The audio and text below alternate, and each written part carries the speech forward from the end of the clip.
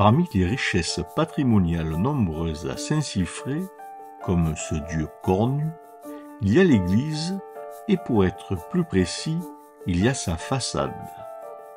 Un examen attentif fait comprendre combien cette église a été molestée par l'histoire, ce que confirment les archives anciennes au travers d'un contrat de maçonnerie de la fin du XVIIe siècle permettant de dater sa reconstruction après les affres des guerres de Rohan, seulement en 1687.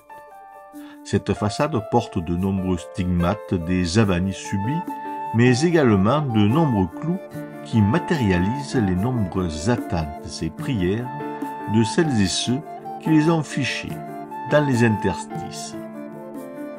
À Saint-Siffré, la pratique a été soucieuse du bâtiment puisqu'on a planté entre les blocs de pierre afin d'éviter qu'ils ne se fanent.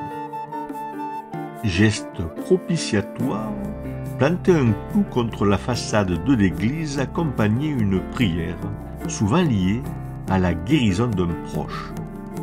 Ainsi, pour espérer obtenir le rétablissement d'un parent ou d'un ami, il fallait le toucher avec le clou que l'on destinait à être fiché sur la façade de l'église. Des prières étaient ensuite proférées devant ou dans l'église dans l'espoir d'une guérison.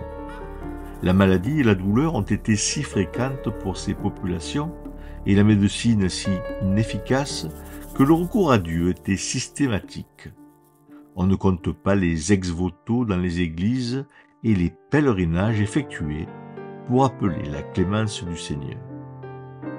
Ces rituels christianisés très nombreux sont largement imprégnés de paganisme. Syncrétique, le christianisme a absorbé de très nombreuses manières d'être et de faire païennes en leur donnant une couleur et un contenu chrétien.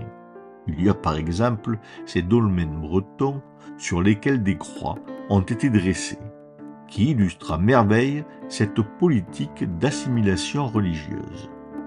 Il ne fallait pas brusquer les populations paysannes dont l'étymologie latine fait des paganus, c'est-à-dire des païens. Païens et paysans sont donc synonymes. Et pour les amener progressivement à l'adoption de la nouvelle religion, il avait fallu inventer des modus vivendi tolérants aux pratiques anciennes ancrées dans les mœurs depuis des millénaires. À Rome, lorsqu'un dictateur était nommé pour aider la ville à sortir d'une crise, celui-ci devait planter un clou dans un mur du Capitole dans un but expiatoire. Au XVIe siècle, à Bruxelles, lors de l'insurrection des Gueux, les révoltés plantèrent tous un clou dans un mur pour affirmer leur volonté contre la régence des Pays-Bas, nous dit Zaborowski. Il y a une symbolique de la durée dans cet acte qui se retrouve lorsque les filles viennent ficher un clou dans l'espoir de faire un bon et long mariage, ou lorsqu'on espère prolonger la vie d'un moribond. On essaie aussi de garantir les fous de leur folie en plantant un clou auquel était attaché un bout d'étoffe pris au vêtement de celui que l'on veut guérir. D'autres pratiques distinctes de celles qui consistent à planter des clous existaient.